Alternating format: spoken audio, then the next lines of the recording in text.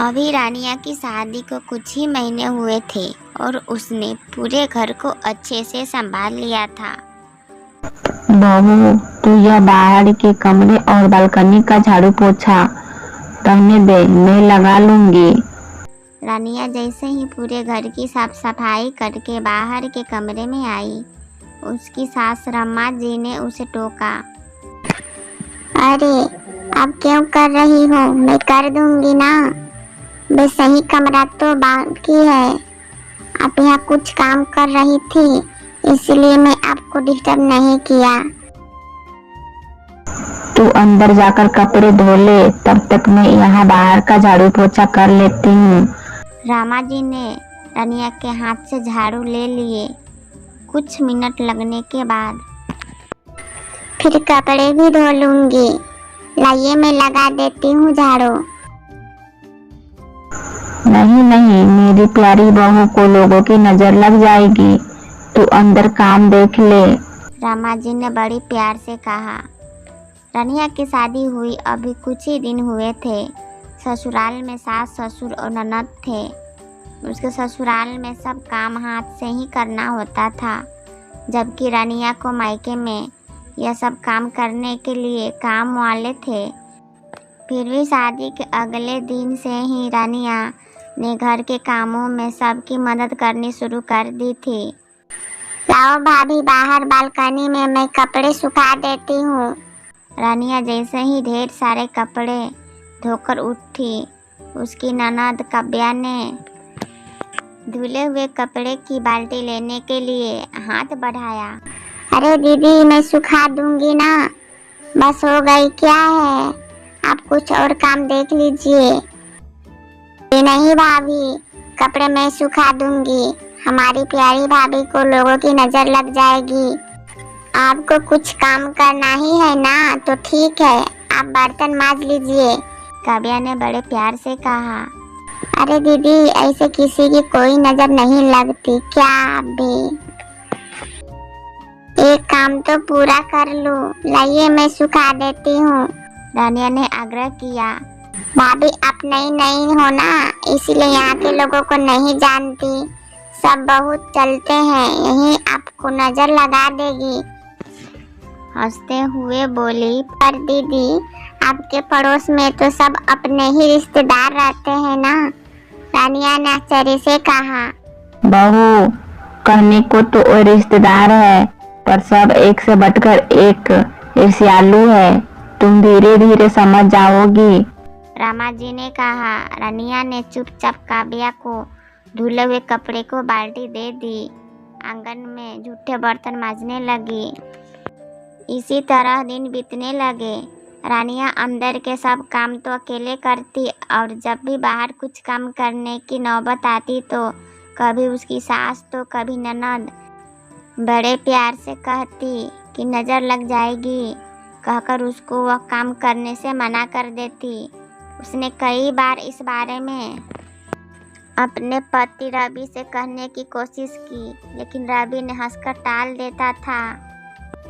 एक दिन दोपहर में रानिया किचन का सारा काम निपटाकर पीछे आंगन में बर्तन मांज रही थी कि रमा ने उसे बुलाया। पड़ोस में रहने वाली कुछ महिलाएं मिलने आई थी। उसने उनके पैर छुए तो उन्होंने उसे ढेर सारा आशीर्वाद दिया और कहा, बैठो बहू रानी, लगता है तुम आराम कर रही थी और हम आ गए। नहीं चाची जी, मैं तो बस। रानिया कुछ बोलने ही वाली थी कि बीच में उनके सास टोक दी। हाँ, अब रात को भी तो ठीक से नींद होती नहीं है ना, इसीलिए दोपहर में सुला देती हूँ। रमा जी ने हंसते हुए आंख मिचकाई। बहू रानी जीजी तो तुम्हें अपनी पलकों पर बिठाकर रखती है। चाची साहब बोली, जो रानिया ने आश्चर्य से अपनी सास को देखने लगी। वह आगे कुछ और कहती कि इसी बीच रामा जी ने बीच में बोल पड़ी। पूरी जिंदगी पड़ी है काम करने के लिए, अभी अभी तो ये आई हुई है, कुछ दिनों तो इसे खेलने खाने को मिले। सही कहा रामा, पर आजकल ऐसा कौन सास है जो अपने बहू के बारे में इतना सोचती है। धन्य है तू रामा।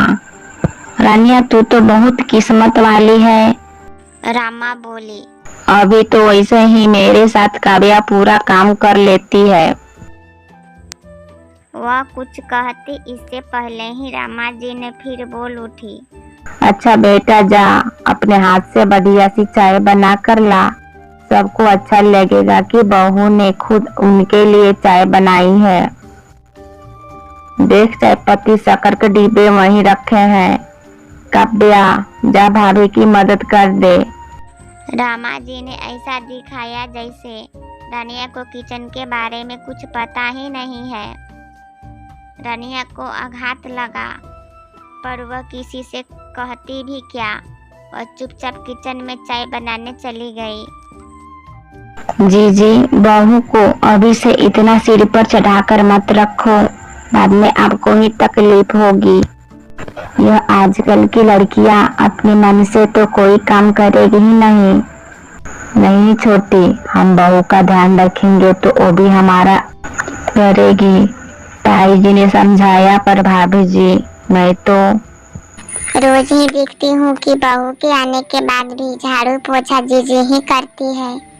यहाँ तक कि कपड़े सुखाने का छोटा सा काम भी वह महारानी नहीं करती।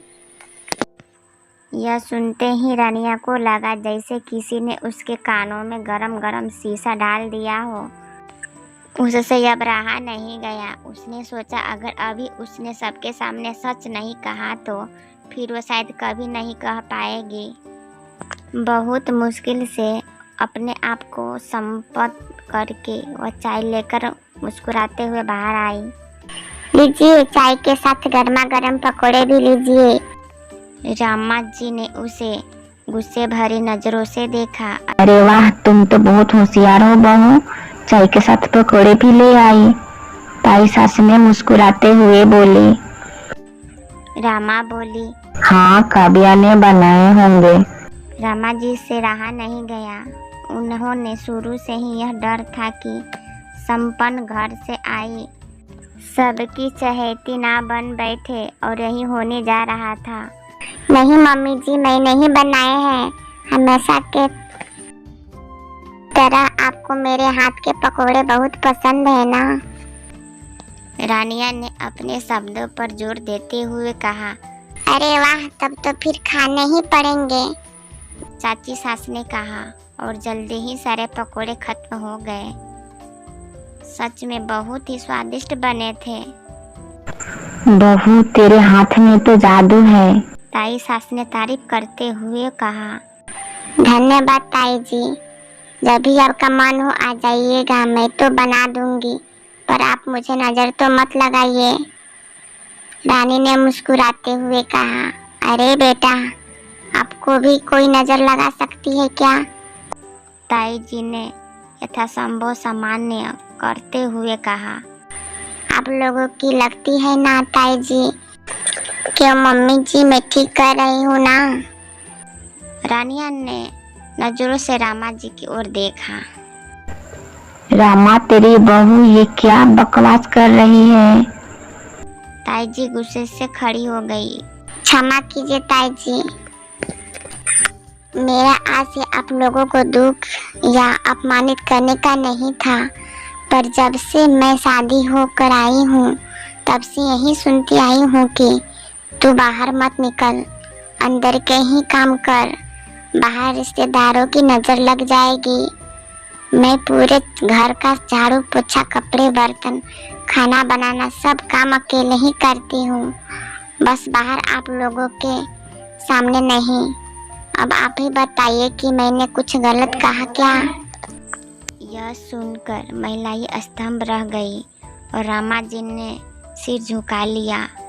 रामा, मुझे बहुत दुख हुआ कि तुम हम लोगों के बारे में ऐसा सोचती हो। अपने रिश्तेदारों के प्रति बहू के मन में गलत भावना भरोगी तो वो किसी से कैसे संबंध निभा पाएगी? दुखी स्वर से ताई जी ने कहा। देख रामा, मैंने हमेशा तुझे अपनी छोटी बहन माना है, इसीलिए तुझे यह सब समझा भी रही हूँ। बहू तो बेटी के समान होती है, उसके साथ शुरू से ही जैसा व्यवहार करोगी वैसा व्यवहार उससे भी पाओगी। मुझे माफ कर दीजिए भाभी जी।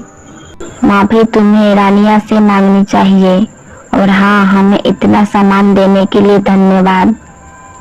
व्यंग से कहते हुए ताई जी एवं सभी महिलाएं चली गई और रामा जी सिर झुकाए चुपचाप खड़ी रह गई। रामा जी ने रानिया से माफ़ी मांगी। बेटा मुझे माफ़ कर दे, मैंने अच्छा नहीं किया। रानिया ने सास को गले लगा लिया। बोली मम्मी बस अब सारे गिले शिकवे खत्म। अब हम सास बहू नहीं माँ बेटी बनकर रहेंगे।